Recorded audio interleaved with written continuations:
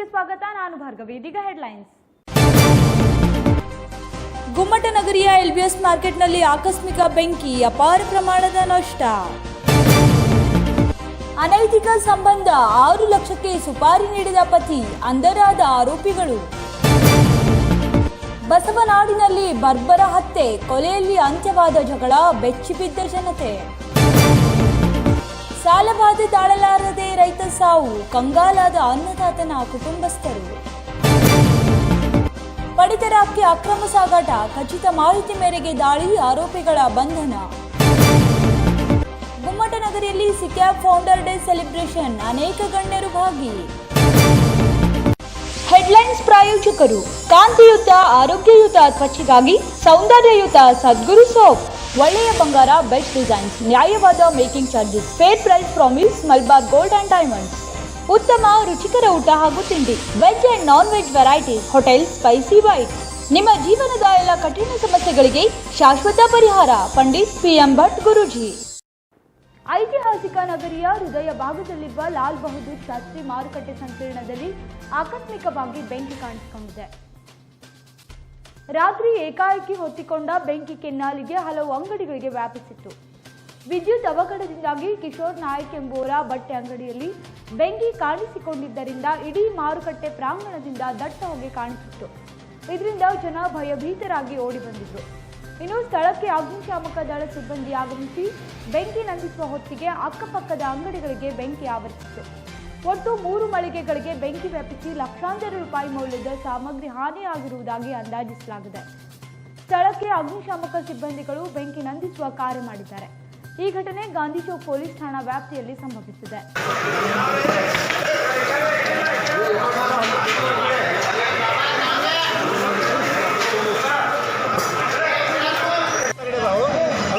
Short circuit ಆಗಿ ಒಂದು ಸೀರೆ ಅಂಗಡಿಗೆ ಹತ್ಕೊಂಡದೆ. ಹತ್ತದ ಬಳಿಕ ಅದು ಎಲ್ಲ ಕಡೆ ಹೊಗೆಯಾಗಿ ಆಡಿದ್ರು. ಹೊಗೆ ಆಡೋದಕ್ಕೆ ಎಲ್ಲರೂ ಗಾಬರಿಯಾಗಿ ಬಂದು ಇದು ಮಾಡಬೇಕು. ಅದನ್ನು ಮುರಿದು ತೆಗೆದ ಬಳಿಕ ಇದು ಫೈರ್ ಫೈಟರ್ ಬಂದು ಹೊಡೆದ ಬಳಿಕ ಅದು ಹೊಗೆ ಎಲ್ಲ ಕಡೆ ಸ್ಪ್ರೆಡ್ ಆಗಿ ಬೆಂಕಿ ಹತ್ತಿ ಏನಾಗ್ಯದ ಹೊರಗೆ ಬಂದದ್ದು. ಬೆಂಕಿ ಅದು ಕಂಪ್ಲೀಟ್ ಇದು ಆಗಿ ಅವೆಲ್ಲ ಶಾರ್ಟ್ ಸರ್ಕ್ಯೂಟ್ ಆಗಿ ಬಿಡ್ತದೆ. ಈಗ ಎಲ್ಲ ಕಡೆ ಇದು ಆದ ಬಳಿಕ ಭಾಳಷ್ಟು ಅಂಗಡಿಯವ್ರು ಏನದ ಮಾಲ್ ನುಕ್ಸಾನ ಆಗ್ಯದ. 10-15-20 ಅಂಗಡಿಯವರೆಲ್ಲ ತೆಗೆದು ಮತ್ತು ಅದು ಇದು ಮಾಡೋದು ಎಲ್ಲ ಗಾಬರಿ ಆಗಿಬಿಟ್ಟದು ಸಂಪೂರ್ಣ ಎಲ್ಲ ವ್ಯಾಪಾರ ಅಂಗಡಿಗಳು. ಹೀಗಾಗಿ ಅದು ನುಕ್ಸಾನ ಆಗ್ಯದ. ಈಗಾಗಲೇ ನಾವು ಜಿಲ್ಲಾಧಿಕಾರಿಗಳಿಗೆ ಒಂದು 4-5 ಸತಿ ಮನವಿ ಮಾಡಿದ್ದೆವು. ನಡಬರ್ಕೊಮ್ಮೆ ಅವ್ರ ಮೀಟಿಂಗ್ನು ಕರೆದಿದ್ರು. ನಾರ್ಮಲ್ ಶಾಸ್ತ್ರಿ ಮಾರ್ಕೆಟ್ ಮುಂದೆ ಕೊಡ್ತೆ ಏನದ ಅವ್ರ ಕಲಿಯೋದು ಹೋದ ಒಂದು ತಿಂಗಳದೊಳಗೆ ಮೀಟಿಂಗ್ನು ಕರೆದಿದ್ರು. ಏನೋ ಕಾರಣದಿಂದ ಅದು ಮುಂದೆ ಹೋಗಿ ಮತ್ತೆ ಮುಂದೆ ಹಾಕ್ತೀವಿ ಅಂತ ಹೇಳಿದರು. ಆ ನಿಟ್ಟಿನಲ್ಲಿ ಈ ಒಂದು ವೈರಿಂಗ್ ಏನದ ಭಾಳ ತೊಂದರೆ ಮಾಡತ್ತದ. ಇದಕ್ಕಿಂತ ಮೊದಲು ಶಾರ್ಟ್ ಸರ್ಕ್ಯೂಟ್ ಆದಾಗೂ ನಾವು ಕಮಿಷನರ್ ಅವ್ರಿಗೆ ಮತ್ತು ಇತರಿಗೆ ಒಂದು ಕಂಪ್ಲೇಂಟ್ ಮಾಡೇವು. ಆದರೂ ಅದು ಏನೂ ಆಗಿಲ್ಲ. ಇವತ್ತದು ಏನೋ ಒಂದು 1-2 ವರ್ಷದಿಂದ ಅದು ಒಂದು ಲೈನಿಂಗ್ ಏನೋ ವೈರಿಂಗ್ ಮಾಡ್ತೀವಿ ಅಂತೇಳಿ ಒಂದಿಷ್ಟು ಅರ್ಧಂಬರ್ಧ ಮಾಡಿ ಹೋಗಿಬಿಟ್ಟಾರೆ. ಅದು ಆದ ಬಳಿಕ ಇದೆಲ್ಲ ತೊಂದರೆ ಆಗಿ ವ್ಯಾಪಾರಸ್ಥರಿಗೆ ಭಾಳ ತೊಂದರೆ ಆಗ್ಯದ. ಇವತ್ತಿನ ಶಾರ್ಟ್ ಸರ್ಕ್ಯೂಟ್ ಏನಾಗ್ಯದ, ಇನ್ನೂ ಒಳಗೆ ಏನಾಗ್ಯದ ನಮಗೂ ಗೊತ್ತಾಗಿಲ್ಲ. ಯಾಕಂದ್ರೆ ನಾವು ಈಗ ಒಳಗೆ ಹೋಗ್ಯಾವು, ಅಲ್ಲಿ ಎಲ್ಲ ಮಂದಿ ಭಾಳ ಖರ್ಚು ಆಗ್ಯದ, ಎಲ್ಲ ಲೈಟ್ ಹೋಗ್ಯಾವ. ಸಂಪೂರ್ಣ ಮಾಹಿತಿ ಅನ್ನೋದು ನಾಳೆ.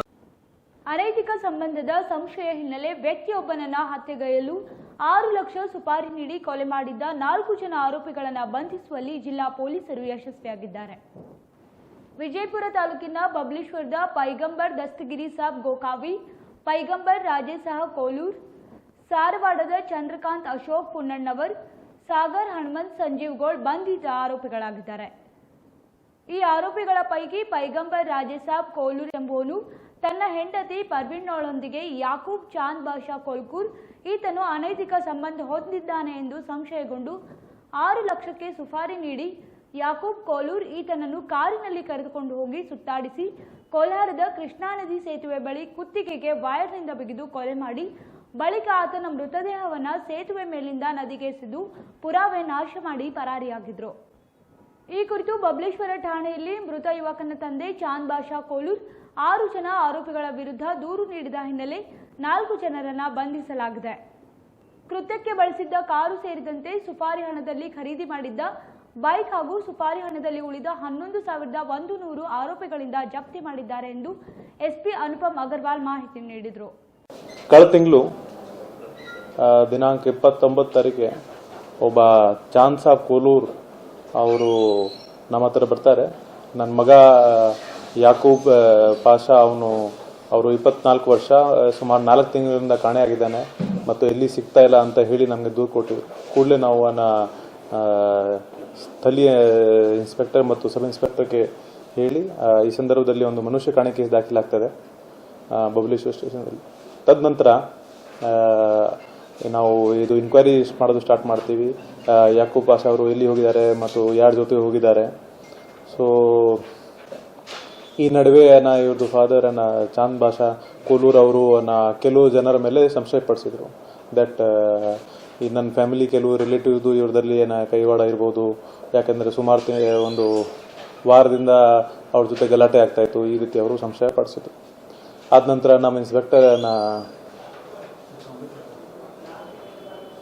ಸಂಗಮೇಶ್ ಅವರು ಮತ್ತು ಸಬ್ ಇನ್ಸ್ಪೆಕ್ಟರ್ ಅವರು ತುಂಬ ಶ್ರಮಪಟ್ಟು ಈ ಕೇಸಿನಲ್ಲಿ ಅಲ್ಲಿ ಹೋಗಿದ್ದಾರೆ. ಯಾಕಂದರೆ ಅದರಲ್ಲಿ ಯಾವ ರೀತಿ ಅವನ ಮನೆ ಬಿಟ್ಟು ಹೋಗಿದ್ರು ಸ್ವಲ್ಪ ಡೌಟ್ಫುಲ್ ಇತ್ತು. ನಂತರ ಈ ನಡುವೆ ಗೊತ್ತಾಯಿತು ದಟ್ ಯಾಕೂಬ್ ಕೋಲೂರ್ ಅವ್ರದ್ದು ತಮ್ಮನ ಕಸಿನ್ದು ಹೆಂಡತಿ ಜೊತೆಗೆ ಒಂದು ಇಲಿಸಿಟ್ ಅಫೇರ್ ಇತ್ತು. ಅವರು ಹೆಸರು ಪೈಗಂಬರ್ ರಾಜೇ ಸಾಬ್ ಕೋಲೂರ್. ಇವರು ಅಕ್ಕಪಕ್ಕ ಮನೆಯವರು ಮತ್ತು ಆ ಲೇಡಿ ಜೊತೆಗೆ ಸುಮಾರು ವರ್ಷದಿಂದ ಅವ್ರ ಸಂಬಂಧ ಇತ್ತು. ಆ ಲೇಡಿ 35 ವರ್ಷ ಅದು. ಈ ಸಂದರ್ಭದಲ್ಲಿ ನಮ್ಮ ಮನೆಯಲ್ಲಿ ಕೆಲವು ಟೈಮ್ ಗಲಾಟೆ ಆಯಿತು. ಆದ ನಂತರ ಒನ್ ಡೇ ಈ ಒಬ್ಬ ಇವರು ನೇಬರ್ ಪೈಗಂಬರ್ ಪೈಗಂಬರ್ ದಸ್ತಗೀರ್ ಗೋಕಾವಿ ಇವರು ಈ ಲೇಡಿದ್ದು ಗಂಡ, ದಟ್ ಮೀನ್ಸ್ ಪೈಗಂಬರ್ ದಸ್ತಗೀರ್ ಸಾಬ್ ಕೋಲೂರ್ ಅವ್ರಿಗೆ ಹೇಳ್ತಾರೆ ದಟ್ ಈ ಕೇಸಲ್ಲಿ ಯಾರು ಈಗ ಡಿಸೀಸ್ ಇದ್ದಾರೆ ಯಾಕೂಬ್ ಕೋಲೂರ್ ಅವರು ನಿಮಗೆ ಸಾಯಿಸ್ಲಿಕ್ಕೆ ಸುಪಾರಿ ಕೊಟ್ಟಿದ್ದಾರೆ ನನಗೆ. ಸೊ ಬಟ್ ಆದರೆ ನಿಮ್ಮದು ದೊಡ್ಡ ಫ್ಯಾಮಿಲಿ ಇದೆ, ಅದಕ್ಕಾಗಿ ನಿಮ್ಮ 3 ಮಕ್ಕಳಿಗೆ ತ್ರಾಸ ಆಗ್ತಾ ಇದೆ, ಅದಕ್ಕೆ ನಿಮಗೆ ಹೇಳ್ತಾ ಇದ್ದೀವಿ. ಆವಾಗ ಈ ಕೇಸಲ್ಲಿ ಆರೋಪಿ ಪೈಗಂಬರ್ ದಸ್ತಗೀರ್ ಕೋಲೂರ್ ಅವರು ಹೇಳ್ತಾರೆ ನಿಮಗೆ ಅವರು ಎಷ್ಟು ಕೊಡ್ತಾರೆ ನಾನು ಕೊಡ್ತೀನಿ, ನೀವು ಅವನಿಗೆ ಸಾಯಿಸ್ಬಿಡು. ಆವಾಗ ಆರೋಪಿ ನಂಬರ್ 1 ಪೈಗಂಬರ್ ದಸ್ತಗೀರ್ ಗುಕಾವಿ ಅವರು ಅಡ್ವಾನ್ಸ್ ಹಣ ರಿಸೀವ್ ಮಾಡ್ತಾರೆ 2 ಲಕ್ಷ. ತದನಂತರ ಅವರು ತಮ್ಮ ಫ್ರೆಂಡ್ಸ್ ಚಂದ್ರಕಾಂತ್ ಮತ್ತು ಸಾಗರ್ ಜೊತೆಗೆ ಚರ್ಚೆ ಮಾಡ್ತಾನೆ. ಅವರು ಸಾರವಾಡ ಅವರು ಇದರ ಬಗ್ಗೆ ಏನು ಮಾಡ್ಬೋದು, ಹೆಂಗೆ ಮಾಡ್ಬೋದು. ಆವಾಗ ಇವರಿಗೆ 10ನೇ ತಾರೀಕಿಗೆ ಮೊದಲೇ ಬೆಲ್ಗಾವ್ ಹತ್ತಿರ ಇರೋದು ಅಂಬೋಲಿ ಘಾಟ್ ಅಲ್ಲಿ ಕರ್ಕೊಂಡು ಹೋಗ್ತಾರೆ. ಬಟ್ ಆವಾಗ ಕೊರೋನಾದಿಂದ ಆ ಜಾಗ ಟೂರಿಸ್ಟ್ಗೆ ಕ್ಲೋಸ್ ಇತ್ತು. ಆವಾಗ ಅಲ್ಲಿ ಅವರು ಪ್ಲಾನ್ ಫೇಲ್ ಆಯಿತು. ತದನಂತರ ಇವರಿಗೆ ಅವರು ಎಲ್ಲ ಸೇರಿ ಒಂದು ಕಾರ್ ಮಾಡಿ ಅಲ್ಲಿಂದ ದಾಂಡೇಲಿ ಕಡೆ ಹೋಗ್ತಾರೆ. ಅಲ್ಲಿ ಕೂಡ ಅವ್ರದ್ದು ಪ್ಲಾನ್ ಇತ್ತು ಯಾವುದೋ ಒಂದು ನೀರದಲ್ಲಿ ಅಥವಾ ಬೇರೆ ಕಡೆ ಅವ್ರದ್ದು ಸಾಯಿಸೋದು. ಆದರೆ ಅಲ್ಲಿ ಜನ ಜಾಸ್ತಿ ಇರೋದ್ರಿಂದ ಅವ್ರಿಗೆ ಅವಕಾಶ ಸಿಗಲಿಲ್ಲ. ತದನಂತರ ಇವರು 15ನೇ ತಾರೀಕಿಗೆ ವಾಪಸ್ ಬರ್ತಾರೆ. ನಂತರ ಮತ್ತೊಮ್ಮೆ ಸರಿ ನೆಕ್ಸ್ಟ್ ಡೇ ಇವರು ಮತ್ತೆ ಪ್ಲಾನ್ ಮಾಡ್ತಾರೆ ಮತ್ತು ಸ್ವಲ್ಪ ಸುತ್ತಾಡೋಣ ಅಂತ ಹೇಳಿ ಇವರಿಗೆ ರಾತ್ರಿ ಒಂದು ಹೊಂಡೈ ಆಕ್ಸಿಡೆಂಟ್ ಕಾರಲ್ಲಿ ಕರ್ಕೊಂಡು ಹೋಗ್ತಾರೆ. ಮತ್ತು ಕೋಲಾರ್ ಬ್ರಿಡ್ಜಿಂದ ಸ್ವಲ್ಪ ದೂರ ಈ ಸಾರವಾಡವರು ಇಬ್ಬರು ಚಂದ್ರಕಾಂತ್ ಮತ್ತು ಸಾಗರ್ ಇವರು ಸೇರಿ ಅವ್ರಿಗೆ ವಾಯರ್ದಿಂದ ಸ್ಟ್ರೆಂಗ್ಯುಲೇಟ್ ಮಾಡ್ತಾರೆ. ನಂತರ ಇವರು 3 ಜನ ಸೇರಿ ಅವರು ಡೆಡ್ ಬಾಡಿಗೆ ಕೃಷ್ಣ ರಿವರಲ್ಲಿ ಬಿಸಾಕ್ತಾರೆ. ಇದು ಇನ್ಸಿಡೆಂಟ್ ಆಯಿತು 14ನೇ ತಾರೀಕು 8ನೇ ತಿಂಗಳು 14ನೇ ತಾರೀಕು ರಾತ್ರಿ 11:30. ತದನಂತರ ಇವರು ಎಲ್ಲ ತಮ್ಮ ಮನೆಗೆ ಹೋಗ್ಬಿಡ್ತಾರೆ. ಮತ್ತು ಆದ ನಂತರ ಈ ಕೇಸು ಕಾನ್ಸ್ಪಿರೇಟರ್ ಪೈಗಂಬರ್ ರಾಜೇ ಸಾಬ್ ಕೋಲೂರ್ ಅವರು ಉಳಿದು ಹಣ 4 ಲಕ್ಷ ಅವರು ಕೊಡ್ತಾರೆ 2 ಇನ್ಸ್ಟಾಲ್ಮೆಂಟಲ್ಲಿ. ಸೊ ಒಟ್ಟಾರೆ 6 ಲಕ್ಷ ಹಣ ಅವರು 3 ಇನ್ಸ್ಟಾಲ್ಮೆಂಟ್ ಇವರಿಗೆ ಕೊಡ್ತಾರೆ. ಇದು ಈ 3 ಜನ ಸೇರಿ ತಮ್ಮ ಮಧ್ಯದಲ್ಲಿ ಹಂಚ್ತಾರೆ. ಆದ ನಂತರ ಈ ಹಣದಿಂದ ಇವರು ಕೆಲವು ಮಜಾ ಮಾಡ್ತಾರೆ, ಪ್ಲಸ್ ಒಂದು ಬೈಕ್ ಖರೀದಿ ಮಾಡ್ತಾರೆ. ಅದು ಕೂಡ ನಾವು ಈಗ ವಶಪಡಿಸ್ಕೊಂಡಿದ್ದೀವಿ.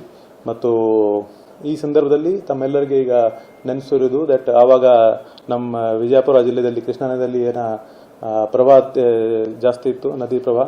ಆವಾಗ ಬಾಡಿ ಸಿಕ್ಕಲಿಲ್ಲ. ಈಗ ಈ ಬಾಡಿಗೆ ಹುಡುಕಲಿಕ್ಕೆ ಪ್ರಯತ್ನ ಮಾಡ್ತಾ ಇದ್ವಿ. ಕೆಲವು ಲೀಡ್ಸ್ ನಮಗೆ ಸಿಕ್ಕಿದೆ. ಅದು ನಾವು ಈಗ ಫಾರೆನ್ಸಿಕ್ ಮುಖಾಂತರ DNA ಟೆಸ್ಟ್ ಮಾಡಿ ಇದು ಖಾತ್ರಿ ಮಾಡ್ತೀವಿ.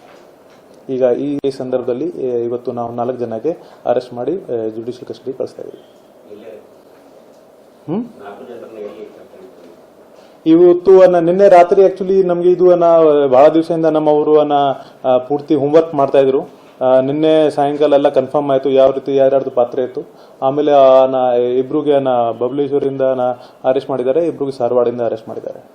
ಸೊ ಈಗ ಮತ್ತೆ ಈ ಕೇಸಲ್ಲಿ ಮುಂದೆ ಬಾಡಿ ಐಡೆಂಟಿಫೈ ಮಾಡೋದು ಮತ್ತು ಯಾರ್ಯಾರ್ದು ಪಾತ್ರ ಇದೆ ಅದು ಕೂಡ ಈಗ ನಮ್ಮ ಇನ್ಸ್ಪೆಕ್ಟರ್ ಅವ್ರ ಟೀಮ್ ಈಗ ಎಫರ್ಟ್ಸ್ ಮಾಡ್ತಾ ಇದೆ. ಧನ್ಯವಾದಗಳು.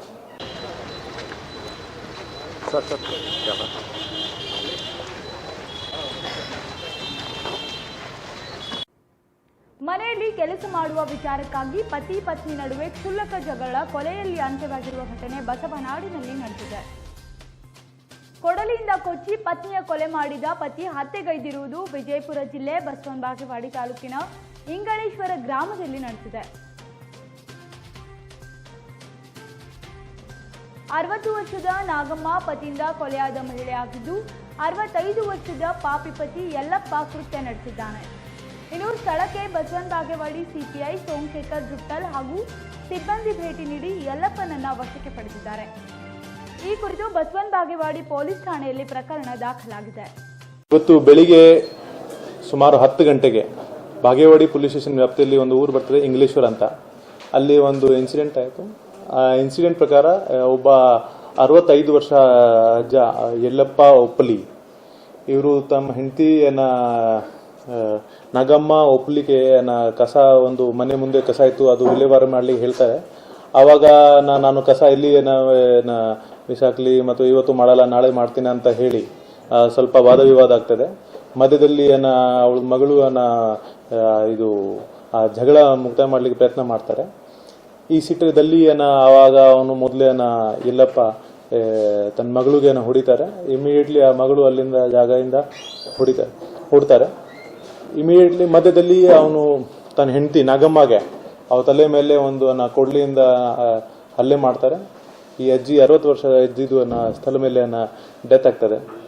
ತದನಂತರ ಲೋಕಲ್ ಅಂಗಡಿಯವರು ನಮ್ಮ ಸ್ಥಳೀಯ ಪೊಲೀಸ್ ಅವರಿಗೆ ಇಂಟಿಮೇಷನ್ ಕೊಡ್ತಾರೆ. ಇಮಿಡಿಯೇಟ್ಲಿ ಸ್ಥಳೀಯ PSI ಮತ್ತು ಇನ್ಸ್ಪೆಕ್ಟರ್ ಆ ಸ್ಥಳಕ್ಕೆ ಭೇಟಿ ಕೊಟ್ಟು ಈಗ ಪರಿಶೀಲನೆ ಮಾಡ್ತಾ ಇದ್ದಾರೆ ಮತ್ತು ಆರೋಪಿ ಈಗ ನಮ್ಮ ಕಸ್ಟಡಿಯಲ್ಲಿ ಇದ್ದಾರೆ. ಅವರು ಈಗ ಮುಂದಿನ ತನಿಖೆ ನಾವು ಮಾಡ್ತಾ ಇದ್ದೀವಿ.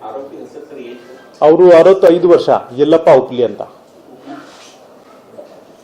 ಸೊ ಇದು ಆಕ್ಚುಲಿ ಇನ್ಸಿಡೆಂಟ್ ಕಾರಣ ಬಹುಶಃ ಕಸಾದು ವಿಲೇವಾರಿ ಸಂಬಂಧಪಟ್ಟ ಆ ಸಿಟ್ಟಲ್ಲಿ ಅವನು ತನ್ನ ಹೆಂಡತಿಗೆ ಮರ್ಡರ್ ಮಾಡಿದ್ದಾರೆ. ಈಗ ಮುಂದಿನ ತನಿಖೆ ನಾವು ಮಾಡ್ತೀವಿ. ಧನ್ಯವಾದಗಳು.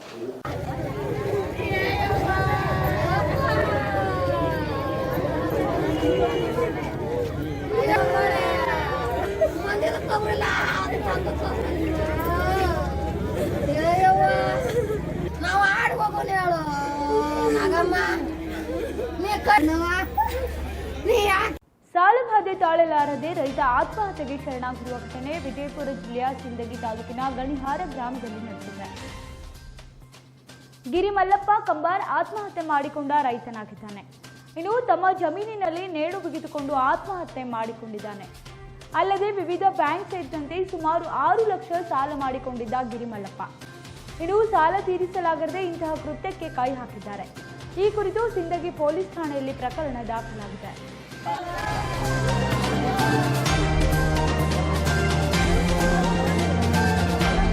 ಸಾರ್ವಜನಿಕ ಪಡಿತರಲ್ಲಿ ಬಡವರಿಗೆ ನೀಡುವ ರೇಷನ್ ಅಕ್ಕಿಯನ್ನು ಪ್ಲಾಸ್ಟಿಕ್ ಚೀಲಗಳಲ್ಲಿ ಅಕ್ರಮವಾಗಿ ಸಾಗಾಟ ಮಾಡುತ್ತಿರುವ ಘಟನೆ ವಿಜಯಪುರ ಜಿಲ್ಲೆಯ ಇಂಡಿ ತಾಲೂಕಿನ ಹೊರ್ತಿ ಗ್ರಾಮದಲ್ಲಿ ನಡೆದಿದೆ. ಹೊರ್ತಿ ಗ್ರಾಮದ ಸೋಮೂಡ್ ಹಬ್ಬ ಹತ್ತಿರ ಅಕ್ರಮವಾಗಿ ಸಾಗಾಟ ಮಾಡುತ್ತಿದ್ದ 14 ಚಕ್ರದ ಟಾಟಾ ಕಂಪನಿಯ ವಾಹನವನ್ನು ಖಚಿತ ಮಾಹಿತಿ ಮೇರೆಗೆ ಆಹಾರ ಇಲಾಖೆಯ ನಿರೀಕ್ಷಕ ಪರಮಾನಂದ್ ಹುಗಾರ್ ಹಾಗೂ ಹೊರ್ತಿ PSI MB ಬಿರಾದಾರ್ ದಾಳಿಗೈದಿದ್ದಾರೆ. ಅಲ್ಲದೆ 622 ಚೀಲಗಳು ಅಕ್ಕಿ, ಸಾರ್ವಜನಿಕರ ಪಡಿತರ ಅಕ್ಕಿಯನ್ನು ರಾಜಸ್ಥಾನ್ ಮೂಲದ ಡ್ರೈವರ್ ಹಾಗೂ ಕ್ಲೀನರ್ ತೆಗೆದುಕೊಂಡು ಹೋಗ್ತಿದ್ರು.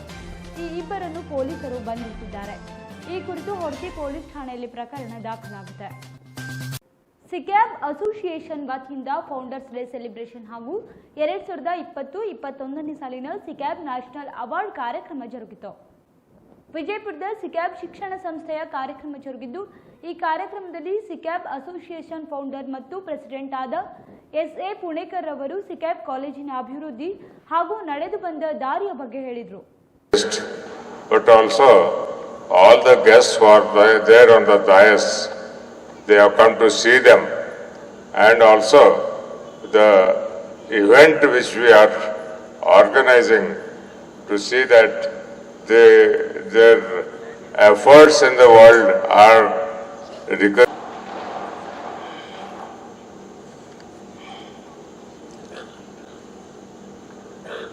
Maulana Ghulam Muhammad Ismail Randera Watnavi from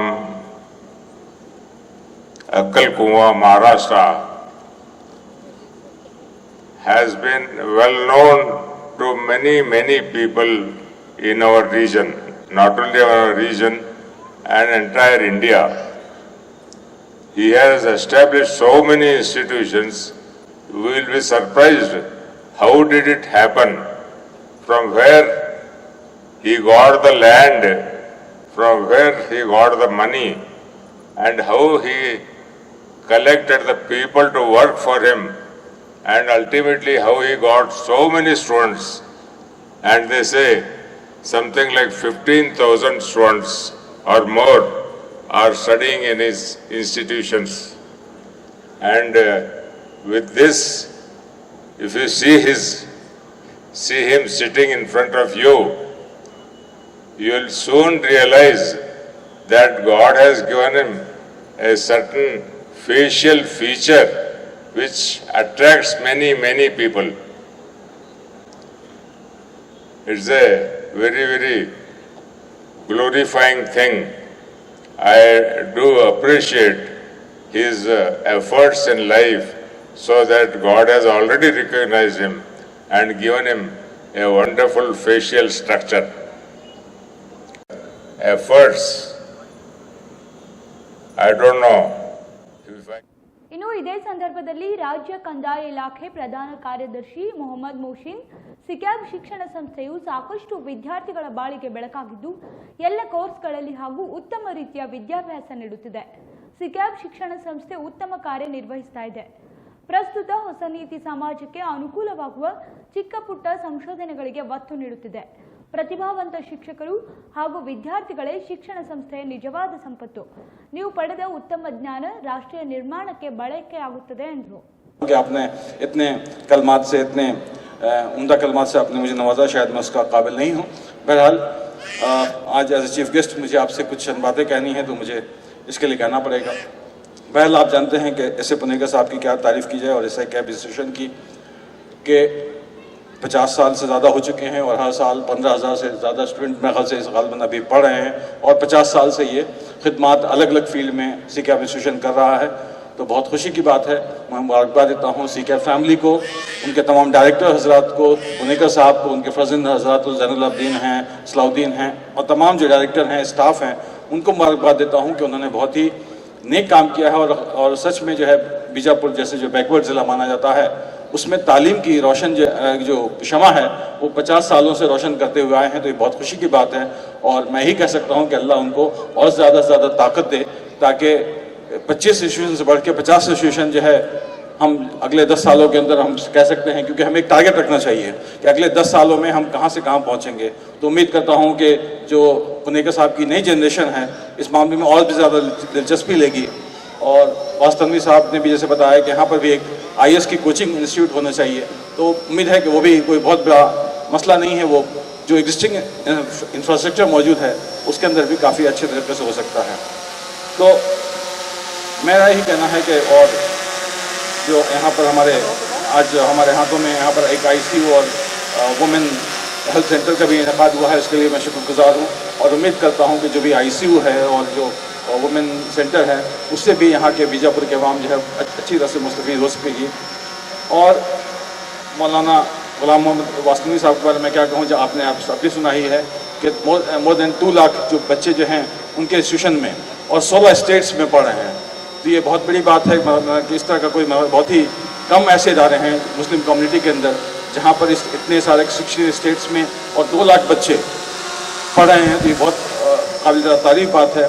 और उम्मीद करता हूँ कि उनका जो एक्सपीरियंस है वो हमारे बहुत सारे यहाँ पर भी इदारे के हजरात हैं उनके साथ शेयर करके किस तरह से जो है हम और इदारों को आगे लाएं, ताकि जो है अच्छे से अच्छे लोग जो तालीम की शमा है वो हर घर में पहुँचा सकें.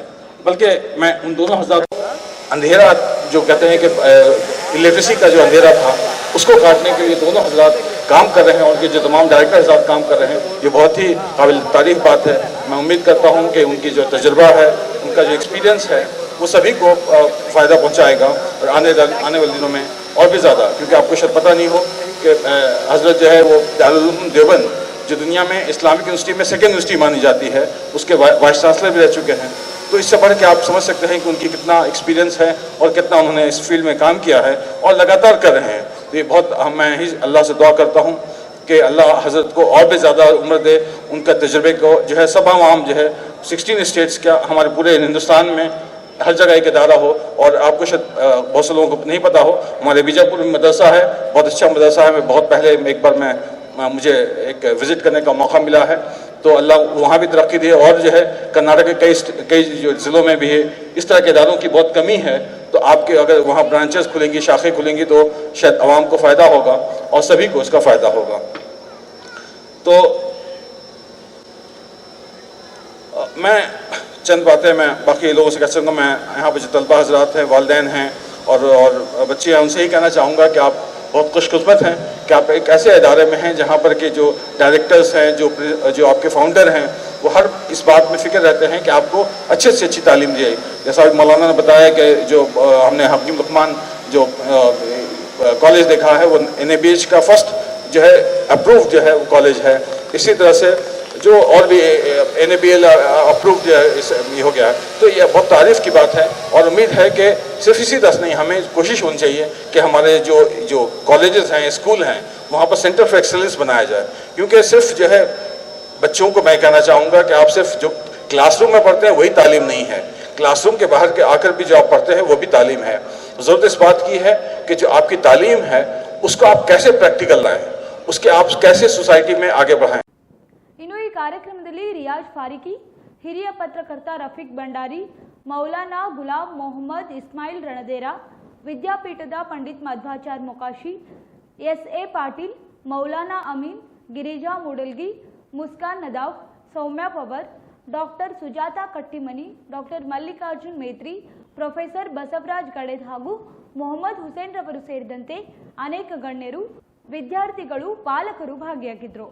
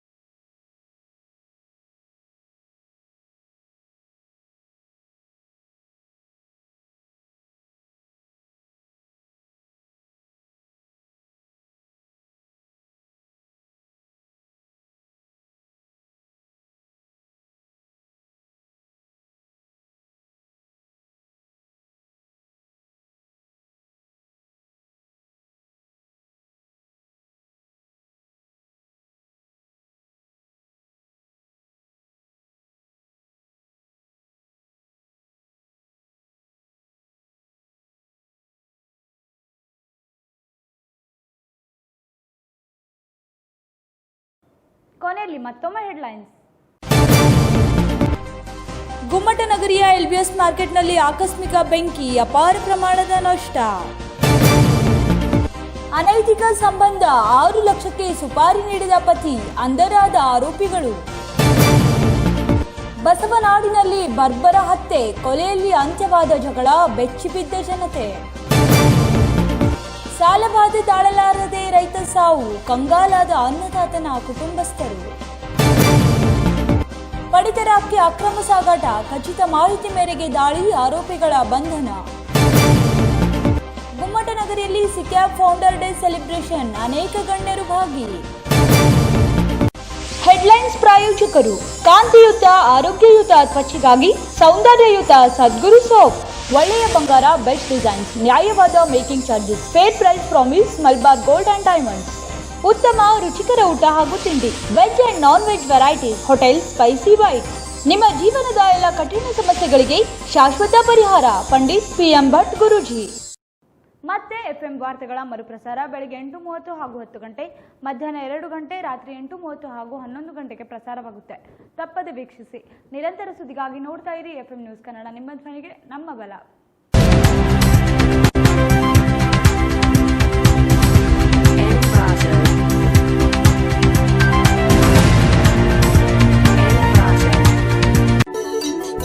ಓಂ ಶ್ರೀ ಸಾಯಿ ಹನುಮಾನ ಜ್ಯೋತಿಷಾಲಯ, ಪಂಡಿತ್ ಮಲ್ಲಿಕಾರ್ಜುನ್ ಶಾಸ್ತ್ರಿ, ಕೇರಳ ಹಾಗೂ ಕೊಳ್ಳೆಗಾಲದಲ್ಲಿ ಪ್ರಸಿದ್ಧಿ ಪಡೆದಿರುವ ಸುಪ್ರಸಿದ್ಧ ವನಸ್ಪತಿಗಳಿಂದ ಯಾವುದೇ ಸಮಸ್ಯೆಗಳಿದ್ದರೂ ಅತಿ ಶೀಘ್ರ ಶಾಶ್ವತ ಪರಿಹಾರ ಮಾಡಿಕೊಡುತ್ತಾರೆ. ಗುರುಜಿಯವರ ಪ್ರಕಾರ ಗ್ರಹಗತಿಗಳ ವ್ಯತ್ಯಾಸದಿಂದ ಇನ್ಯಾವುದೋ ಜನ್ಮದ ಪಾಪಗಳಿಂದ ನಮ್ಮ ಜೀವನದಲ್ಲಿ ದೋಷಗಳು ಸುತ್ತಿಕೊಳ್ತವೆ. ವಿದ್ಯೆ, ಉದ್ಯೋಗ, ವ್ಯಾಪಾರ ವ್ಯವಹಾರ, ಹಣಕಾಸು, ಕೋರ್ಟ್ ಕೇಸ್, ಮದುವೆ, ಸಂತಾನ, ಸತಿಪತಿ ಕಲಹ, ವಿಚ್ಛೇದನ, ಆರೋಗ್ಯ, ಹಣಕಾಸು ವ್ಯವಹಾರ, ವ್ಯಾಪಾರದಲ್ಲಿ ನಷ್ಟ ಹೊಂದುವುದು ಅಷ್ಟೇ ಅಲ್ಲ, ಮಾಟಮಂತ್ರ, ದುಷ್ಟಶಕ್ತಿ, ವಾಮಾಚಾರ ಇನ್ನಿತರ ಯಾವುದೇ ಕಠಿಣ ಸಮಸ್ಯೆಗಳಿದ್ದರೂ ಶಾಶ್ವತ ಪರಿಹಾರ ಮಾಡಿಕೊಡ್ತಾರೆ ನಮ್ಮ ಗುರೂಜಿ. ನಾವೆಲ್ಲರೂ ಇವತ್ತು ನಮ್ಮ ಮನೆಯಲ್ಲಿ ಇಷ್ಟೊಂದು ಖುಷಿಯಾಗಿದ್ದೀವಿ ಅಂದರೆ ಅದಕ್ಕೆ ಗುರೂಜಿಯವರೇ ಕಾರಣ. ಯಾಕಂದರೆ ನಾವು ಫೈನಾನ್ಸಿಯಲಿ ತುಂಬ ಸಫರ್ ಮಾಡ್ತಾ ಇದ್ವಿ. ನಾವು ಎಷ್ಟೇ ದುಡಿದ್ರೂ ಬರೀ ಅವ್ರಿವ್ರು ಕೊಡೋದೇ ಆಗ್ತಿತ್ತೆ ಹೊರತು ನಮಗೆ ಉಳಿಸಿದ್ದು ಗಳಿಸಿದ್ದು ಏನೂ ಇರ್ತಾ ಇರಲಿಲ್ಲ. ನಾವು ಗುರುಜಿನ ಮೀಟ್ ಮಾಡಿದ್ಮೇಲೆ ಅವರೊಂದಷ್ಟು ಪೂಜೆನ ಹೇಳಿದರು. ಆ ಪೂಜೆಗಳನ್ನ ಮಾಡಿಸಿದ್ಮೇಲೆ ನಮ್ಮ ಫ್ಯಾಮಿಲಿ ಫುಲ್ ನಾವು ಖುಷಿಯಾಗಿದ್ದೀವಿ. ಇವತ್ತು ನಮ್ಮ ಗುರುಜಿಯವರ ದಯದಿಂದ ಫೈನಾನ್ಸಿಯಲಿ ನಾವು ತುಂಬಾ ಚೆನ್ನಾಗಿದ್ದೀವಿ. ಸಮಸ್ಯೆ ಪರಿಹಾರಕ್ಕಾಗಿ ಹಿಂದೆ ಭೇಟಿ ನೀಡಿ. ಖಾಯಂ ಮನೆ ವಿಳಾಸ ಓಂ ಶ್ರೀ ಸಾಯಿ ಹನುಮಾನ ಜ್ಯೋತಿಷಾಲಯ, ಪಂಡಿತ್ ಮಲ್ಲಿಕಾರ್ಜುನ್ ಶಾಸ್ತ್ರಿ, ಮುತ್ತಗಿರಿ ರೋಡ್, ಮೆಹಬೂಬ್ ಸುಬಾನಿ ದರ್ಗಾ ಎದುರಿಗೆ, ಬಸವನ್ ಬಾಗೇವಾಡಿ. Mobile number 8217618865. ಶ್ರೀ ಸಿಗಂದೂರು ಚೌಡೇಶ್ವರಿ ಜ್ಯೋತಿಷ್ಯಂ, ಪಂಡಿತ್ ಉಮೇಶ್ ರಾವ್ ದೀಕ್ಷಿತ್, ವಂಶ ಪರಂಪರೆ ಜ್ಯೋತಿಷ್ಯರು. ಇವರು ಜನರ ಅಪೇಕ್ಷೆಯ ಮೇರೆಗೆ ವಿಜಯಪುರ ನಗರದಲ್ಲಿ ಖಾಯಂ ಆಗಿ ನೆಲೆಸಿದ್ದಾರೆ. ದಕ್ಷಿಣ ಭಾರತದ ಸುಪ್ರಸಿದ್ಧ ಜ್ಯೋತಿಷ್ಯರು ಶ್ರೀ ಸಿಗಂದೂರು ಚೌಡೇಶ್ವರ ದೇವಿ ಉಪನ್ಯಾಸಕರು ಪಂಡಿತ್ ಉಮೇಶ್ ರಾವ್ ದೀಕ್ಷಿತ್. ಮಹಾದೇವಿಯ ಅತ್ಯದ್ಭುತ ದಿವ್ಯಶಕ್ತಿ ವಶದಿಂದ ಅಥರ್ವಣ ವೇದದ ಅಘೋರ, ಭದ್ರಕಾಳಿ, ತಾಂತ್ರಿಕ ಬ್ರಾಹ್ಮಿ ವಿದ್ಯೆಯಿಂದ ಕಾಳಿ ಅಂಜನ, ಅಘೋರ ತಂತ್ರ ಪ್ರಶ್ನೆ, ಅಷ್ಟಮಂಡಲ, ಜಾತಕ ಗಣಕೂಟಗಳ ಪರಿವೀಕ್ಷಣೆಯಿಂದ ಎಂತಹ ಕಠಿಣ ಸಮಸ್ಯೆಗಳಿಗೂ ಸುಲಭ ಪರಿಹಾರ. ಕುಟುಂಬದಲ್ಲಿ ಕಷ್ಟ, ಆರೋಗ್ಯ, ವಿದ್ಯೆ, ಉದ್ಯೋಗ, ವ್ಯಾಪಾರ, ಮದುವೆ, ಸಂತಾನ, ಪ್ರೇಮ ವಿಚಾರ, ಗಂಡ ಹೆಂಡತಿ ವಿರಸ, ಡೈವರ್ಸ್ ಪ್ರಾಬ್ಲಮ್, ಕೋರ್ಟ್ ಕೇಸ್, ಶತ್ರುಕಾಟ, ಮಾನಸಿಕ ಚಿಂತೆ, ಮನೆಯಲ್ಲಿ ಅಶಾಂತಿ, ಸಾಲಬಾಧೆ, ಹಣಕಾಸು, ಜಾಗದ ವಿಚಾರ, ಮಾಟಮಂತ್ರ, ದುಷ್ಟಶಕ್ತಿ, ಇನ್ನು ಯಾವುದೇ ಅತಿ ಘೋರ ಭಯಾನಕ ಸಮಸ್ಯೆಗಳಿಗೂ ಕೇರಳೀಯ ಮಹಾಶಕ್ತಿವಂತೆ ಆದಿದೇವಿ ಭಗವತಿ ಶ್ರೀ ಭದ್ರಕಾಳಿ ಹಾಗೂ ಶ್ರೀ ಸಿಗಂದೂರು ತಾಯಿಯ ಪೂಜಾ ಕೈಕರ್ಯಗಳಿಂದ ಕೇವಲ 5 ದಿನಗಳಲ್ಲಿ 100% ಶಾಶ್ವತ ಪರಿಹಾರ ಶತಸಿದ್ಧ. ವಿಶೇಷ ಸೂಚನೆ: ಸ್ತ್ರೀ ವಶೀಕರಣ, ಪುರುಷ ವಶೀಕರಣಗಳಿಗೆ ವಿಶೇಷ ಪರಿಹಾರ ಮಾಡಿಕೊಡಲಾಗುವುದು. ನಿಮ್ಮ ಎಲ್ಲಾ ವಿಷಯಗಳನ್ನು ಗುಪ್ತವಾಗಿಡಲಾಗುವುದು. ಖಾಯಂ ವಿಳಾಸ ಶ್ರೀ ಸಿಗಂದೂರು ಚೌಡೇಶ್ವರಿ ಜ್ಯೋತಿಷ್ಯಂ, ಕೆಬಿ ಮಂಗಲ್ ಕಾರ್ಯಾಲಯದ ಹತ್ತಿರ, court road, Turki complex, Vijayapura. Mobile number 9945952247. Shri Annapoorneshwari Jyotishya Kendra, ವಂಶ ಪಾರಂಪರೆ ಪ್ರಾಪ್ತ ಪ್ರಾಚೀನ ರಹಸ್ಯ ಜ್ಯೋತಿಷ್ಯರು ಪಂಡಿತ್ ಟಿ.ಆರ್. ಸುರ್ವೆ. ವಿಜಯಪುರ ನಗರದ ಸಾಯಿ ಪಾರ್ಕ್ನಲ್ಲಿ ವಾಸವಿದ್ದ ಏಕೈಕ ಸುಪ್ರಸಿದ್ಧ ಜ್ಯೋತಿಷ್ಯರು ಪಂಡಿತ್ ಟಿ.ಆರ್. ಸುರ್ವೆ ಅದೆಷ್ಟೋ ಜನರ ಕಠಿಣ ಸಮಸ್ಯೆಗಳನ್ನ ಪರಿಹರಿಸಿದ್ದಾರೆ. ಮನುಷ್ಯನ ಜೀವನಕ್ಕೆ ಮಾರ್ಗದರ್ಶನ ನೀಡುವುದು ಒಂದು ಗ್ರಹಸ್ಥಿತಿ ಅನುಕೂಲವಾಗದಿದ್ದರೆ ಕುಟುಂಬದಲ್ಲಿ ಕಲಹ ಉಂಟಾಗುತ್ತದೆ. ಉದ್ಯೋಗದಲ್ಲಿ ನಿರಾಸೆ, ವಿದ್ಯೆಯಲ್ಲಿ ಲೋಪ, ವಿದೇಶಿ ಪ್ರಯಾಣದಲ್ಲಿ ತಡೆ, ಪದೇ ಪದೇ ಕಾಡುವ ಅನಾರೋಗ್ಯಗಳು. ನೀವು ಇಷ್ಟಪಟ್ಟರು ನಿಮ್ಮಿಂದ ದೂರ ಆಗ್ತಾ ಇದ್ದಾರಾ? ಮಾಟ ಮಂತ್ರ ಸಮಸ್ಯೆ ಇದೆಯಾ? ಇನ್ನು ಅನೇಕ ನಿಮಗೆ ಗೊತ್ತಿಲ್ಲದಂಥ ನಿಗೂಢ ಸಮಸ್ಯೆಗಳಿಂದ ಒದ್ದಾಡ್ತಾ ಇದ್ದೀರಾ? ಬನ್ನಿ, ನಿಮ್ಮ ಎಲ್ಲ ಸಮಸ್ಯೆಗಳಿಗೂ ನೀವು ಹುಟ್ಟಿದ ಸಮಯ, ಜಾತಕ ಹಾಗೂ ಮುಖ ಲಕ್ಷಣ ನೋಡಿ ಪರಿಹಾರ ಸೂಚಿಸುತ್ತಾರೆ. ವಾಕ್ಯಸಿದ್ಧಿ, ಮಂತ್ರಸಿದ್ಧಿ ಸಾಧಕರು ನಿಮ್ಮ ಹಸ್ತರೇಖಾ ಜಾತಕದಿಂದ ಸಂಪೂರ್ಣ ಭವಿಷ್ಯ ತಿಳಿಸುತ್ತಾರೆ. ಯಾವುದೇ ಕಠಿಣ ಗುಪ್ತ ಸಮಸ್ಯೆಗಳಿದ್ದರೂ ಅತಿ ಶೀಘ್ರದಲ್ಲಿ ಪರಿಹಾರ ಮಾಡಿಕೊಡುತ್ತೇವೆ. ನಿಮ್ಮ ಸಮಸ್ಯೆಗಳ ಪರಿಹಾರಕ್ಕಾಗಿ ಹಿಂದೆ ಸಂಪರ್ಕಿಸಿ. 9986881245. ಆಫೀಸ್ ವಿಳಾಸ Shri Annapoorneshwari Jyotishya Kendra, Pandit TR. Surve, Tuppat complex, BLDE hospital ಎದುರುಗಡೆ, Ashram road, Vijayapura. Mobile number 9880984093. ಮನೆ ವಿಳಾಸ ಶ್ರೀ ಅನ್ನಪೂರ್ಣೇಶ್ವರಿ ಜ್ಯೋತಿಷ್ಯ ಕೇಂದ್ರ, ಮನೆ ನಂಬರ್ 58, ಗಡಿಗೆ ಲೇಔಟ್, ಪ್ರಾರ್ಥನಾ ಶಾಲೆ ಹತ್ತಿರ, Sai park, Vijayapura. Mobile number 9986881245. ನಿರಂತರ ಸುದ್ದಿಗೆ ಸಬ್ಸ್ಕ್ರೈಬ್ ಮಾಡಿ FM ನ್ಯೂಸ್ ಕನ್ನಡ ಹಾಗೂ ಬೆಲ್ ಐಕಾನ್ ಅನ್ನು ಒತ್ತಿ ನೋಟಿಫಿಕೇಶನ್ ಖಚಿತಪಡಿಸಿಕೊಳ್ಳಿ. ಧನ್ಯವಾದಗಳು.